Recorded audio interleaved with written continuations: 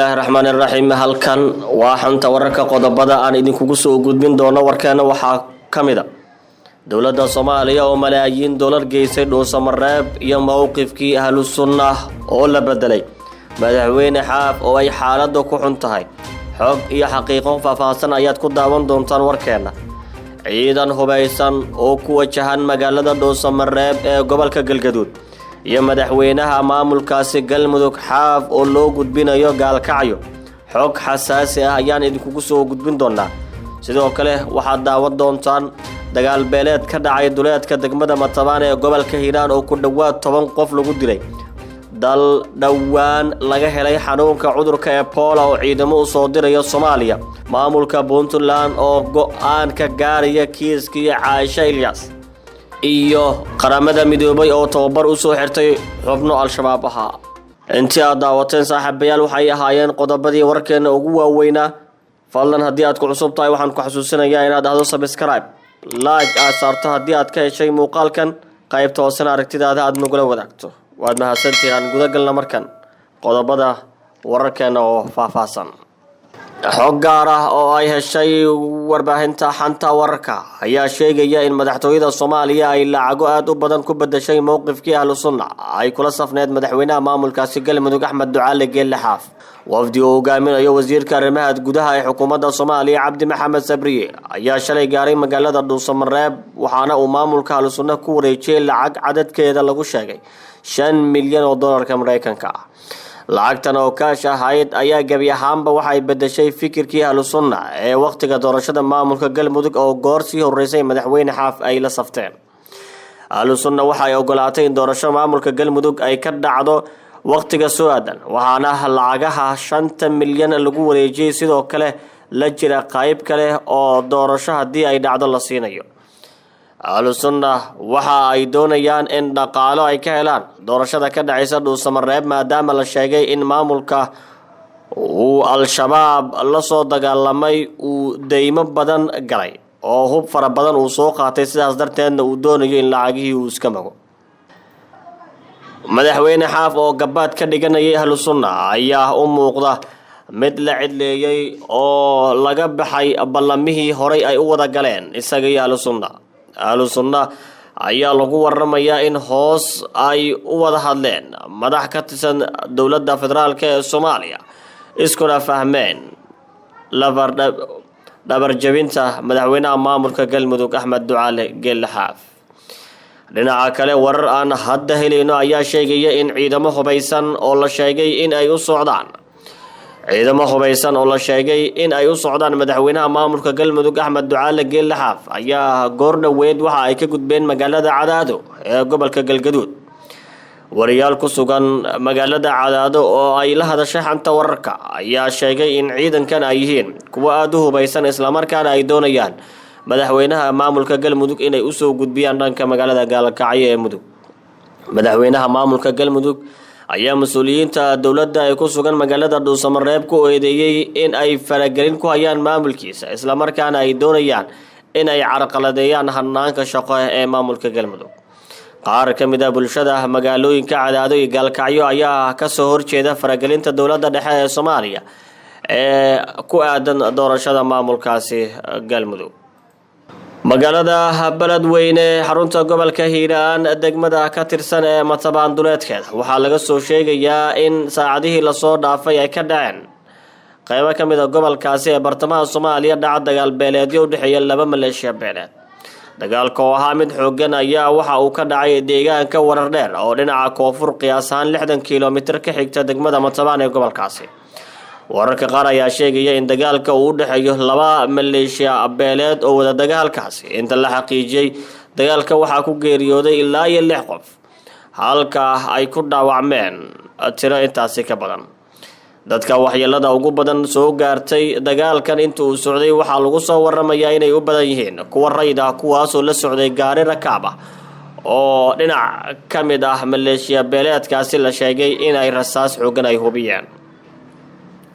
ma jirto wax war ah oo ilaa hadda ka soo baxay maamulka degmada iyo kan gobolka oo ku aadan ka hadalka dhacdadan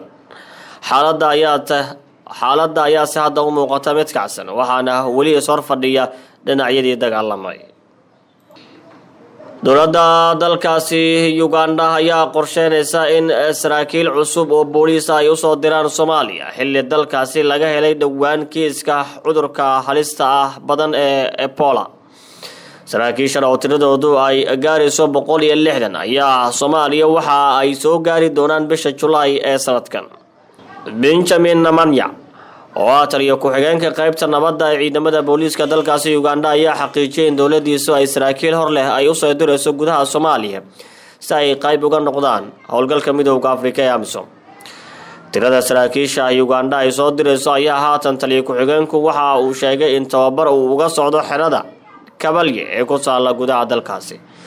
sababta ka dambaysa in dalkaasi Uganda saraakiishan cusub ay u soo dirto Soomaaliya ayaa lagu sheegay inay qayb ka noqonayaan qorshe lagu yareynayo militariga wadankaasi Uganda ee AMISOM qaybta ka ah.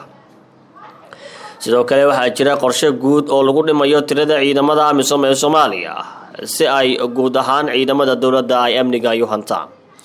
dowladda Uganda waxa ay Soomaaliya ay u soo dirtay ciidamo fara badan oo midowga Afrika hadda qayb ka ah waana dalka ugu badan ee ciidamada AMISOM ay ka joogaan Soomaaliya. sidoo kalena waa dalkii ugu horeeyay ee Soomaaliya u soo dira ciidamo ka socda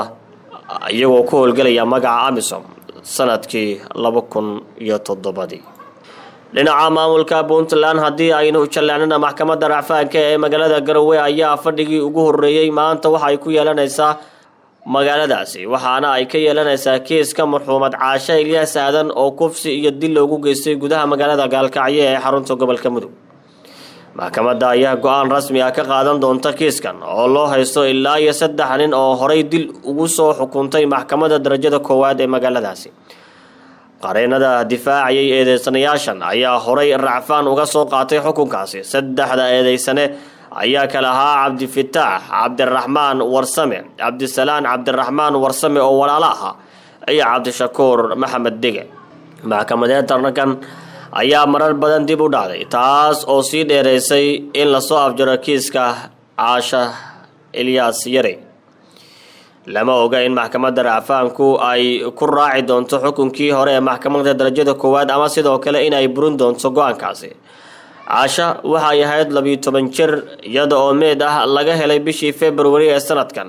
guryaheeda horteeda oo ku yaala magaalada Gaalkacyo inkastoo markii dambe qoyskeedu ay isaga guureen halkaasi. dhacdadan ayaa waxa ay taabatay guud ahaan ummadda Soomaaliyeed oo si weyn uga carooday falkaasi naxdinta leh waxaana ay sameeyeen ka falcelin xagga dareenka ah oo baraha bulshada ay ku soo qorayeen.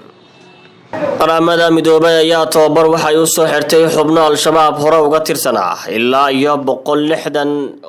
120 xubnood oo horey uga tirsanaa al-shabaab balse ka soo goostay ayaa tababar dhaqan celin ah loogu soo xiray magaalada Baydhabo ee xarunta gobolka Baay. xubnahan oo u badnaa dhalinyaro ayaa waxaa sidoo kale la baray farsamooyin kala duwan oo ay ku maareyn karaan noloshooda. tababarkan waxaa iska kaashaday Jarmalka, hay'adda IOM iyo xafiiska qaramada midoobay oo qaabilsan arrimaha Soomaaliya. munaasabad qalin jabin ahayd oo qaramada midoobay ay u sameysay dhalinyaradaasi waxaa ka qayb galay mas'uuliyiin ka tirsan dowlad goboleedka Koonfur Galbeed Soomaaliya. madaxdii ka hadashay xafladda ayaa kula dardaarmay xubnahan horey uga soo tagay al-shabaab inay ka fakaraan mustaqbalkooda isla markaana ay kor u qaadaan aqoontooda si ay u helaan nolol aad u wanaagsan. magaalada Baydhabo waxaa ka furan dhowr xarumood oo lagu sii hayo dagaalyahanada isaga soo baxa al-shabaab si in muddo loola socdo dhaqdhaqaaqooda. al-shabaab ayaa weli ku xoogan gobolada Shabeellaha Hoose, Baay iyo Bakool ee koonfurta Soomaaliya. maamulka Koonfur Galbeedna uu ka arrimayo waxaana ay ka fuliyaan weeraro khasaare inta badan geysta. ugu dambeyntiina xulka qaranka wadankaasi Masar ayaa guul ku bilowday kulankii furitaanka koobka qaramada qaaradda Afrika kadib markii gool iyo waxba ay kaga adkaadeen